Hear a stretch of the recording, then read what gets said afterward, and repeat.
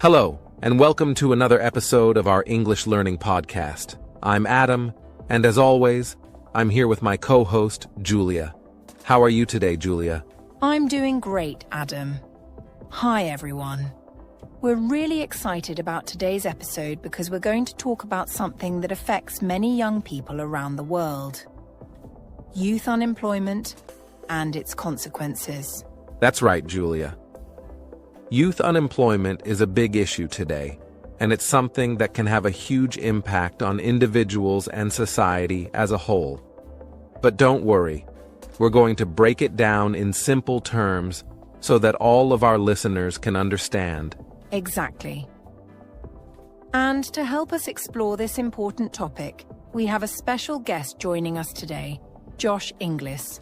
Josh is a youth employment advocate who works with young people to help them find jobs and build successful careers. He has some great insights to share, and I think our listeners will learn a lot from him. Yes, we're really lucky to have Josh with us. He has a lot of experience in this area and will help us understand not only why youth unemployment happens, but also what young people can do to improve their chances of finding work. So stay tuned, everyone. Before we dive into the interview with Josh, let's talk a bit about why this topic is so important. We know that being unemployed can be tough for anyone, but it can be especially hard for young people who are just starting out in their careers. That's true, Julia. When young people can't find jobs, it doesn't just affect their income. It can also affect their confidence, their mental health, and even their future opportunities. This is why it's so important to talk about youth unemployment, understand its causes, and think about solutions. And for our listeners who are learning English, today's episode is a great way to practice your listening skills while learning about an important social issue. We'll be using simple language and explaining any difficult words, so you can follow along easily. That's right. Whether you're a student, a young professional, or just someone interested in the topic, we hope you find today's episode helpful. So, let's get started. Let's dive into our discussion about youth unemployment and its consequences. And remember, after we explore the topic, we'll be chatting with our special guest, Josh Inglis, to get some expert advice on what young people can do to overcome these challenges. Absolutely. We've got a lot to cover, so let's get started. Now that we've introduced the topic, let's start by understanding what we mean when we talk about youth unemployment. Julia, can you explain it for our listeners? Sure, Adam. Youth unemployment refers to the situation where young people, usually between the ages of 15 and 24, are actively looking for work but cannot find a job. So, if a young person wants to work, is ready to work, but can't find a job, that's what we call youth unemployment. Right. And it's important to mention that this doesn't just mean any young person who isn't working. It specifically refers to those who are trying to get a job but are unable to. Maybe they've just finished school or college, and they're ready to start their careers, but the opportunities just aren't there for them. Exactly, Adam. And youth unemployment is a big concern because it can lead to many other problems, not just for the individuals who are unemployed, but also for society as a whole. We'll talk more about those consequences later, but first, let's look at some numbers to understand how widespread this issue is. That's a good idea, Julia. Statistics can really help us see the bigger picture. Do you have some numbers to share with our listeners? Yes, I do. Let's start with a global perspective. According to recent reports, the global youth unemployment rate is around 14%.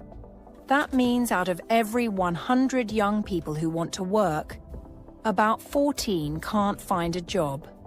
This number can be much higher in some regions, especially in areas where the economy is struggling.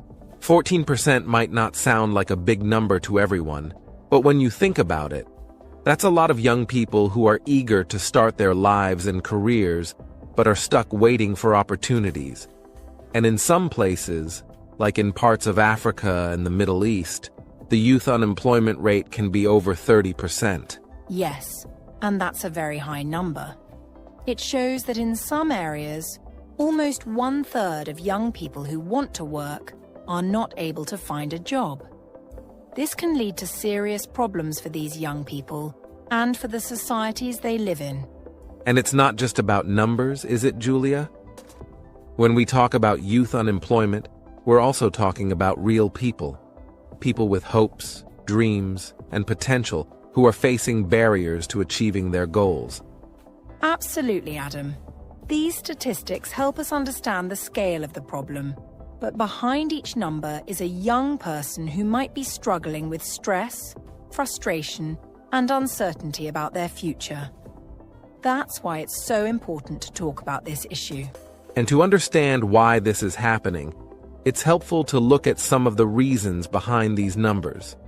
For example, many young people are coming out of school or university with qualifications, but they find that there aren't enough jobs available in their field. That's a good point, Adam. Sometimes there's a mismatch between what young people have studied and the jobs that are available. This can make it hard for them to find work that matches their skills. And in some cases, the economy itself isn't strong enough to create enough jobs for everyone. Right. And this brings us to another important point: the economy. When the economy is weak, businesses might not hire as many people, or they might even lay off workers. This can make it even harder for young people to find their first job. Yes, and let's not forget that many young people don't have work experience yet. Employers often look for candidates who have experience, but if you're just starting out, it can be hard to get that experience in the first place. It's a bit of a catch-22, isn't it? You need experience to get a job, but you need a job to get experience. This is one of the many challenges that young people face when they're trying to enter the workforce. Exactly, Adam. And this is why youth unemployment is such a complex issue. It's not just about finding any job, it's about finding the right job that matches a young person's skills and ambitions. And when that doesn't happen, it can lead to a lot of frustration and missed opportunities. And as we continue with this episode, we'll explore these issues in more detail and talk about the real consequences of youth unemployment, both for the individuals involved and for society as a whole. Yes, and we'll also hear from our special guest, Josh Inglis, who will share some practical advice on what young people can do to improve their chances of finding a job, even in a tough job market. So, stay with us as we dive deeper into this important topic. There's a lot more to come, and we'll make sure to keep it simple and clear so you can follow along and learn something new today. Now that we have a clear understanding of what youth unemployment is, let's dive into the causes behind it. Julia, why don't we start by talking about one of the most common reasons: educational mismatch? Absolutely, Adam. Educational mismatch is a major factor in youth unemployment. What we mean by this is that sometimes young people study subjects or gain qualifications that don't match the jobs available in the market. For example, a student might spend years studying to become a teacher, but when they graduate, there aren't enough teaching jobs available. Or someone might study a field that's very specialized, but there aren't many job opportunities in that area.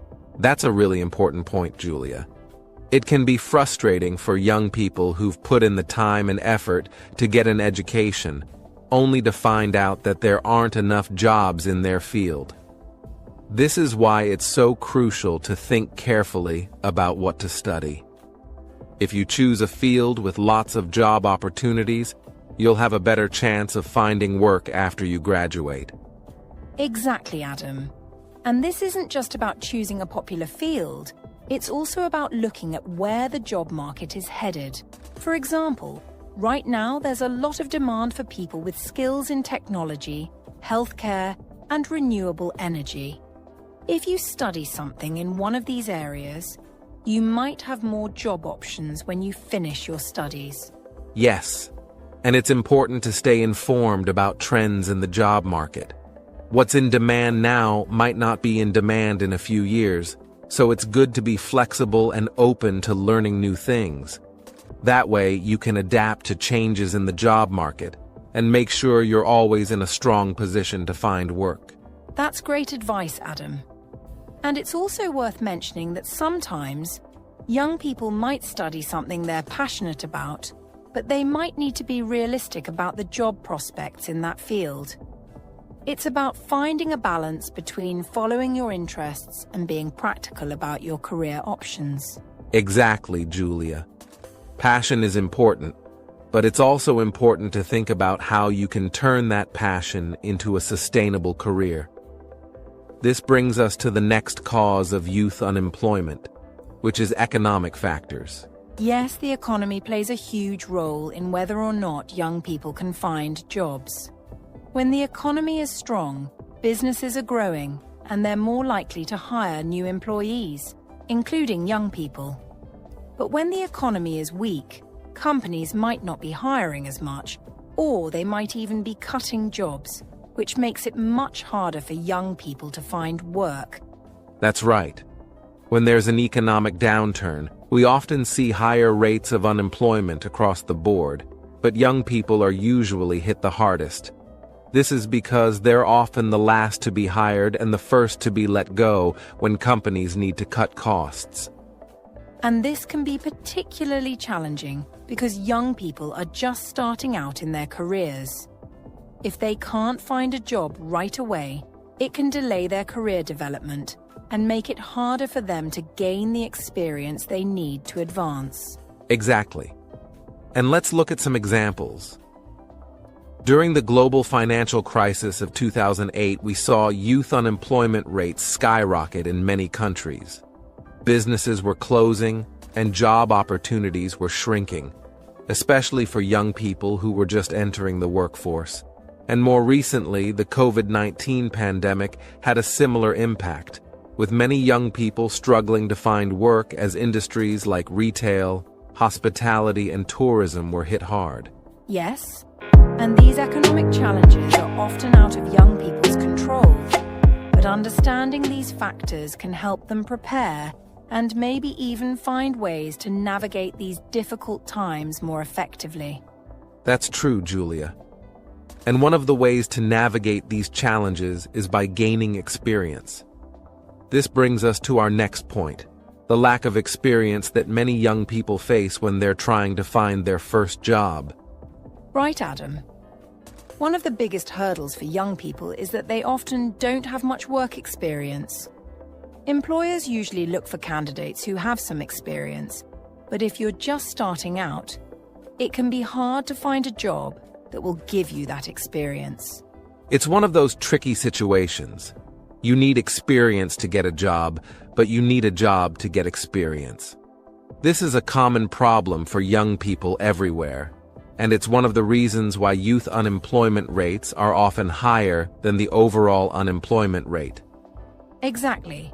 And this is where things like internships, apprenticeships, and volunteer work can be really valuable. Even if these opportunities don't pay much or anything at all, they can give young people the experience they need to make themselves more attractive to employers. That's a great point, Julia. Internships and volunteer work can also help young people build their networks, which is another important part of finding a job.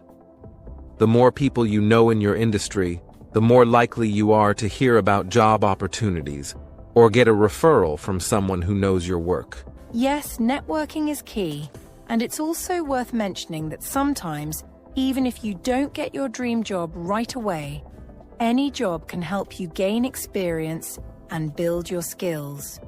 It's important to stay open-minded and consider all the options available to you. Exactly, Julia. Every job can teach you something valuable, and that experience can be a stepping stone to better opportunities in the future. So, for young people who are struggling to find work, it's important to stay proactive, Look for internships, volunteer, take part-time jobs, and keep building those skills and connections. Yes, every bit of experience counts. And even though it might feel frustrating at times, especially when you're eager to start your career, remember that building a career is a journey, and every step you take brings you closer to your goals. That's great advice, Julia. Understanding the causes of youth unemployment, like educational mismatch, economic factors, and lack of experience, is the first step to addressing the problem. And by being proactive and open-minded, young people can improve their chances of finding work, even in a tough job market. Absolutely, Adam. And next, we'll be talking about the consequences of youth unemployment and how it affects not just the young people themselves, but also their families, communities, and the economy as a whole. Absolutely, Adam. And next, we'll be talking about the consequences of youth unemployment and how it affects not just the young people themselves, but also their families, communities, and the economy as a whole. Now that we've discussed what causes youth unemployment, it's time to talk about the consequences. Julia, let's start with the personal impact that being unemployed can have on young people. Thanks, Adam. Youth unemployment doesn't just affect young people financially, it can also have a deep impact on their mental and emotional well-being. Imagine spending years studying or training for a job, only to find that there's no work available when you're ready to start your career. This can be incredibly discouraging. Yes, it can be really tough. When you can't find a job, it's easy to start doubting yourself. You might feel like you're not good enough or that you've failed in some way, and these feelings can lead to a loss of confidence, which can make it even harder to keep looking for work. Exactly, Adam. And this loss of confidence can sometimes spiral into more serious issues, like anxiety and depression. When someone is unemployed for a long time, they might start to feel hopeless about their future. They might think, what's the point in trying if nothing is working out? This sense of hopelessness can be very damaging, especially for young people who are still figuring out who they are and what they want to do with their lives. That's so true, Julia.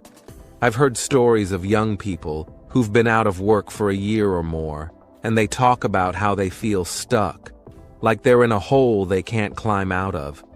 It's not just about not having a job. It's about feeling like they've lost their purpose or direction in life. And this can lead to a range of other problems too. For example, some young people might start withdrawing from their friends and family because they feel embarrassed or ashamed about being unemployed. They might stop doing things they enjoy or start isolating themselves, which can make the situation even worse. Yes, and it's important to remember that being unemployed doesn't just affect your bank account. It affects your whole life. It's about more than just not having money. It's about feeling disconnected, unmotivated, and unsure of what the future holds. Exactly. And this is why it's so important to support young people who are struggling to find work, whether it's through counseling, mentoring, or just being there to listen. We can all help by offering encouragement and reminding them that they have value, even if they're going through a tough time. That's a great point, Julia. And while the personal consequences of youth unemployment are significant, there are also broader social consequences that we need to consider. When a large number of young people are unemployed, it can lead to serious social issues. Yes, and one of the biggest social consequences is the potential for increased crime or social unrest. When young people feel like they have no future and nothing to lose, some might turn to illegal activities as a way to survive or to express their frustration. Right. And this isn't just about individuals making bad choices. It's about a larger social dynamic. If entire communities are suffering from high youth unemployment, the sense of frustration and anger can build up. This can lead to protests, riots, or other forms of social unrest, especially if young people feel like their voices aren't being heard or their needs aren't being met. Exactly, Adam. And these kinds of social problems don't just affect the young people involved, they affect everyone in the community. Increased crime can make neighborhoods less safe, which can lead to a downward spiral where businesses leave, property values drop, and opportunities become even more scarce. Yes, it's a cycle that's hard to break. And when youth unemployment is high, it doesn't just hurt the individuals who are out of work, it hurts the entire economy. Young people are the future workforce, and if they're not able to find jobs, they're not able to contribute to the economy. That's right. When young people are unemployed, they're not earning money, which means they're not spending money. This can lead to lower demand for goods and services, which in turn can slow down economic growth. And if the situation doesn't improve, it can lead to a long-term economic decline. And it's not just about spending either. When young people are out of work for a long time, they miss out on gaining valuable skills and experience. This can make it even harder for them to find work in the future, which can lead to a situation where we have a whole generation that's underemployed or not working to their full potential. Yes, and this has long-term consequences for the economy as a whole. If young people aren't able to develop their skills and careers, we end up with a less skilled workforce, which can make our economy less competitive in the global market. It's a serious issue that affects everyone, not just those who are directly unemployed. And this is why it's so important for governments, businesses, and communities to work together to address youth unemployment. It's not just about helping young people find jobs. It's about ensuring the long-term health and stability of our economy and society. Absolutely, Adam. We all have a role to play in addressing youth unemployment, whether it's by supporting young people through mentorship and training programs, creating more job opportunities, or advocating for policies that help young people enter the workforce. That's right, Julia. And as we continue this discussion, we'll be bringing in our special guest, Josh Inglis, who will share some insights on what's being done to combat youth unemployment and what young people can do to improve their chances of finding work. Yes, Josh has some great advice and experiences to share. So stay with us as we dive deeper into this important topic. We'll be right back after this short break. Now, we have a special guest joining us today. Someone who has dedicated his career to helping young people find their place in the workforce. Please join me in welcoming Josh Inglis, a passionate youth employment advocate. Josh, it's great to have you with us today. Thank you, Adam. It's a pleasure to be here, and I'm really excited to talk about such an important topic. We're so glad you could join us, Josh. Before we dive into the questions, could you tell our listeners a little bit about your background and what you do? Sure, Julia. I've been working in the field of youth employment for over a decade now. My journey started when I realized just how challenging it was for young people to transition from education into the job market. I've worked with various organizations to create programs that help young people develop the skills they need to succeed in the workforce. I also advocate for policies that support youth employment at the governmental level. My goal is to ensure that every young person has the opportunity to build a successful career, regardless of their background or circumstances. That's really impressive, Josh. You've clearly seen firsthand the challenges that young people face when it comes to finding employment. Let's get into our first question. Julia, would you like to start? What do you understand by youth unemployment? It's when young people can't find jobs even though they're ready to work, isn't it? Yes, but why do you think that happens? Maybe because there aren't enough jobs. That's one reason. Can you think of others? Lack of skills or experience. Good point. What about education? Does that play a role? I guess so. Like, if someone's education doesn't match the jobs available. Exactly. It's called a skills mismatch. Have you heard of it before? I think I have. It's when people are trained for jobs that don't exist, right? Right. Now, let's consider technology. How might it contribute to youth unemployment? Technology. Maybe because machines are replacing workers. Yes, automation can reduce job opportunities, but can it also create new ones? I suppose it can. Like jobs in programming or designing robots. Precisely. So it's not just about losing jobs, it's about adapting to change. Do you think young people are prepared for that? Not always, some are, but others might not know where to start. Fair point. And what about economic conditions? How might they influence youth unemployment? Maybe if the economy is weak, there are fewer businesses hiring. Correct. A struggling economy limits opportunities.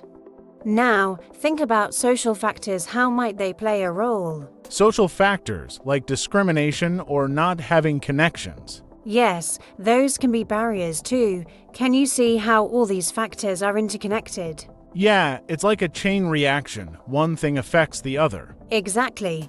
Now, let's think about the consequences. How does youth unemployment impact individuals? All right, let's talk about the consequences.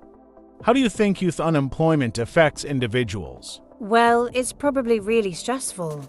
Not having a job can make someone feel, I don't know, worthless. That's true. It can hurt their self-esteem. And what happens if that stress builds up over time? Maybe they develop mental health issues, like anxiety or depression? Exactly. Mental health can suffer, but what about their financial situation? Oh, that's obvious. No job means no money. They can't pay for things they need. Right. And how does that affect their long-term future? It might make it harder for them to save or invest in things like education or a home. Default text? Good point. So, youth unemployment can lead to delayed milestones. Can you think of how it might affect their relationships? Relationships? Maybe it causes tension with family or friends. Like, they might feel like a burden. Exactly. And what about starting their own families? They might delay that too because they can't afford it. Right. Now, think bigger. How does youth unemployment affect society as a whole? If a lot of young people are unemployed, wouldn't that mean less money being spent in the economy? Correct. Lower spending can slow down economic growth. What else? Maybe higher crime rates, like people might turn to crime if they're desperate. Yes, that's a possible consequence. And what about social unrest? Oh, like protests or riots? I guess if people are frustrated, they might take to the streets. Exactly. High unemployment can lead to instability. But there's also a long-term impact on the workforce. Can you guess what that might be? If young people don't gain experience early, it might affect their skills in the future. Spot on. It's called scarring. Their careers might never fully recover. Now, how do you think governments or communities can address youth unemployment? Maybe by creating more job opportunities or training programs. Absolutely. And what about education? How can that help? Default text? If schools teach skills that match the jobs available, it might prepare young people better. Exactly. And support systems, how can they make a difference? Like counseling or mentoring, that could help people stay motivated and find the right path. Very true. It's a complex problem, but understanding it is the first step to solving it. What's the most surprising thing you've learned today?